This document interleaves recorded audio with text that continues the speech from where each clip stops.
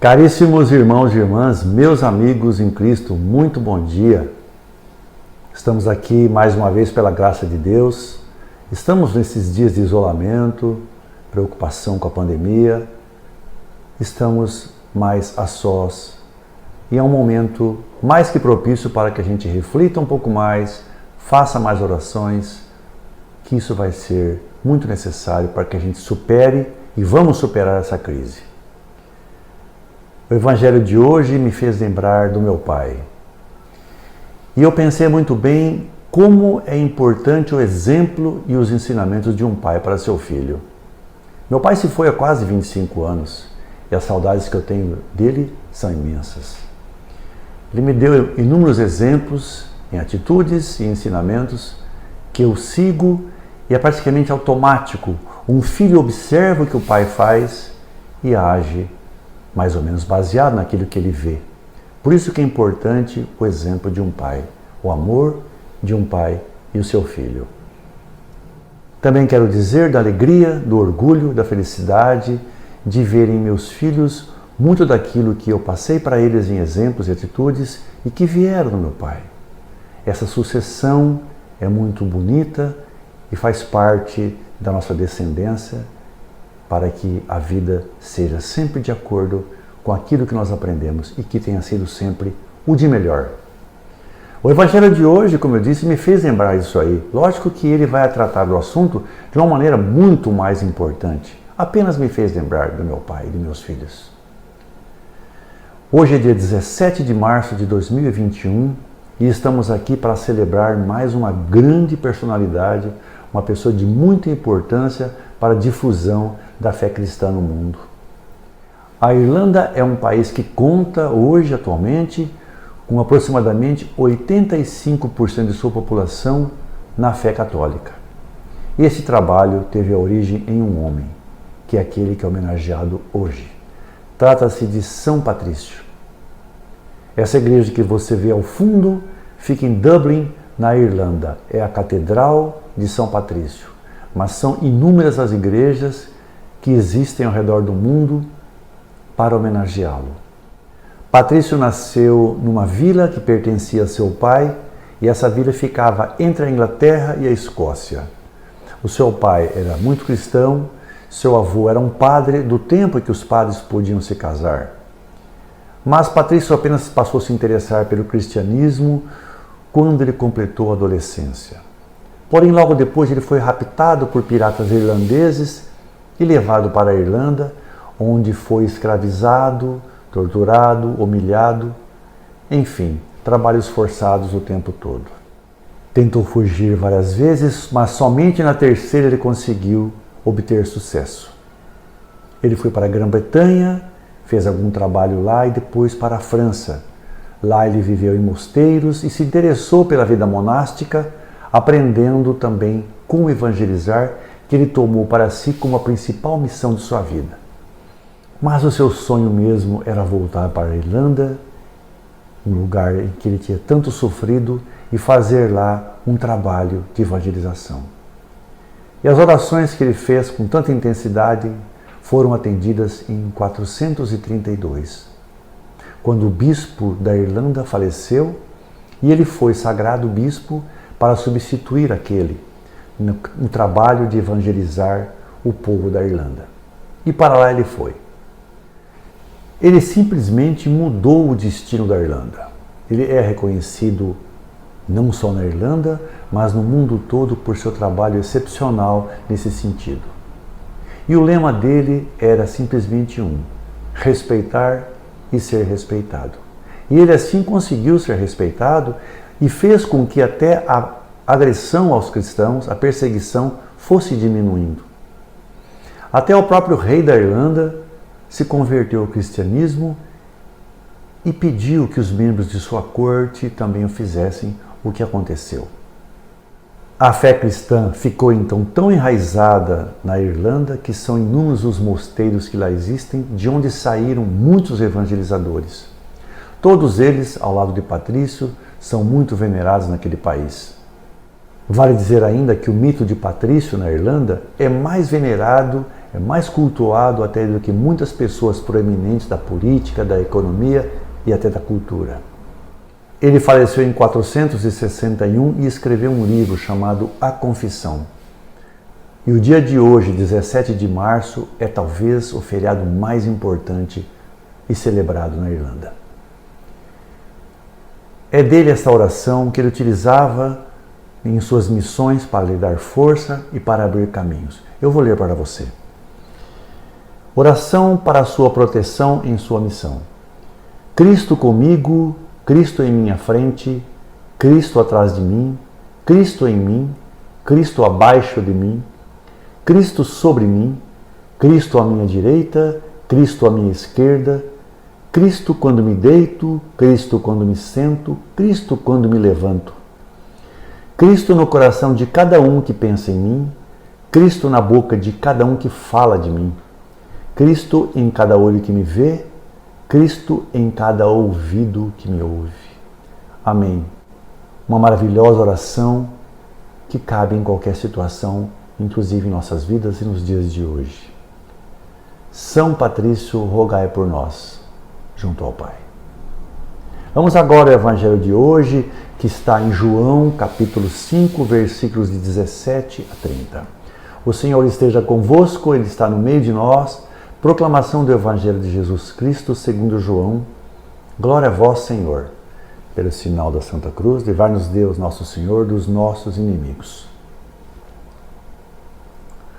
Naquele tempo, Jesus respondeu aos judeus: Meu Pai trabalha sempre, portanto, também eu trabalho. Então os judeus ainda mais procuravam matá-lo, porque além de violar o sábado, chamava Deus o seu Pai, fazendo-se assim igual a Deus. Tomando a palavra, Jesus disse aos judeus: em verdade vos digo, o Filho não pode fazer nada por si mesmo, ele faz apenas o que vê o Pai fazer. O que o Pai faz, o Filho faz também. O Pai ama o Filho e lhe mostra tudo o que ele mesmo faz, e lhe mostrará obras maiores ainda, de modo que ficareis admirados.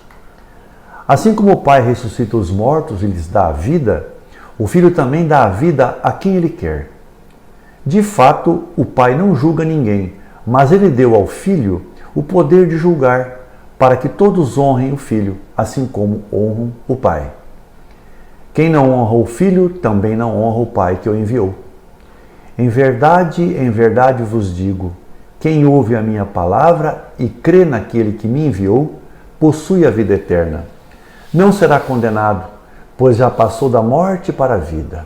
E em verdade eu vos digo, está chegando a hora, e já chegou, em que os mortos ouvirão a voz do Filho de Deus, e os que a ouvirem viverão. Porque assim como o Pai possui a vida em si mesmo, do mesmo modo concedeu ao Filho possuir a vida em si mesmo. Além disso, deu-lhe o poder de julgar, pois ele é filho do homem. Não fiqueis admirados com isso, porque vai chegar a hora em que todos que estão nos túmulos ouvirão a voz do Filho e sairão. Aqueles que fizeram o bem ressuscitarão para a vida, e aqueles que praticaram o mal para a condenação. Eu não posso fazer nada por mim mesmo. Eu julgo conforme o que escuto, e meu julgamento é justo, porque não procuro fazer a minha vontade, mas a vontade daquele que me enviou. Isto para nós, meus irmãos, é palavra de salvação. Glória a vós, Senhor. Caríssimos irmãos e irmãs, o Evangelho de hoje, como eu disse no princípio, realmente fez lembrar a relação de um pai com um filho. Mas aqui ela é muito maior, ela transcende qualquer sentimento ou percepção desse caso. Isso porque no Evangelho de hoje nós temos a figura diferente da paternidade. Aqui nós vemos Jesus como filho do próprio Deus Pai. E a essência dessa relação, essa identidade, essa unidade, se explica no amor que há entre eles, que é então o próprio Espírito Santo e que faz assim a Santíssima Trindade. Jesus nasceu, se fez homem no seio de uma mulher simples e a semente nós sabemos que veio do céu. E a sua vinda até nós, irmãos, remonta até o primeiro de nossos antepassados. Jesus nos representa a todos. Jesus havia terminado de curar um enfermo e era um sábado. Isso era considerado imperdoável pelos judeus. Eles viviam atrelados por regulamentos de leis seculares, coisas antigas, em que se proibia que se fizesse qualquer atividade no sábado. E eles viviam buscando uma maneira em que pudesse matar Jesus. Mas Jesus insistia nisso, dizendo que somente fazia aquilo que o Pai dele fazia. Ou seja, trabalhava o tempo todo. Não havia tempo para fazer isso ou aquilo. Da mesma forma, nós em nossas vidas, se temos alguma coisa importante para fazer, não devemos postergar para amanhã ou para um dia mais para frente. Se é importante, façamos agora, não importa o dia. Ou seja, meus caros amigos e irmãos, não existe momento apropriado para fazer alguma coisa quando tem que ser feita e principalmente se for o bem para o nosso próximo. Mas o que era mais complicado ainda era o fato de Jesus, na opinião deles, arrogar-se o direito de ser chamado de filho do próprio Deus. Como que alguém pode dizer que era filho direto de Deus Pai? Isso é uma ofensa, uma blasfêmia. Mais um motivo para a perseguição de Jesus. Jesus sabia disso, mas ele não podia esconder a verdade. Todos deveriam saber que quem o enviou realmente foi o Pai. Jesus é o reflexo da ação do Pai e Jesus afirma que ele trabalha como o Pai dele trabalha e ele não vai parar a sua obra. Curar alguém, cuidar de alguém necessitado faz parte da continuação da obra de criação de Deus e não há dia para praticar o bem ao próximo. E aqui, meus irmãos e irmãs, fica muito claro que quem crê em Jesus e segue seus ensinamentos já tem a vida eterna. Não a definitiva, mas já está de posse da promessa da vida eterna. E nessa promessa é que nós temos que crer com toda a fé para justificar e nos levar adiante nesta vida, praticando sempre os ensinamentos da palavra de Jesus. Eu me peguei também fazendo uma reflexão. Se Jesus voltasse nos dias de hoje, não para o julgamento final, mas se ele voltasse mais uma vez, como ele seria recebido? Como os seus ensinamentos seriam recebidos e se seriam compreendidos? Eu confesso que por alguns instantes fiquei preocupado. Eu estou certo de que você e de todos nós, e somos de muitos que professam a fé cristã, nos sentiríamos muito felizes e maravilhados com essa oportunidade. Seria de muita emoção.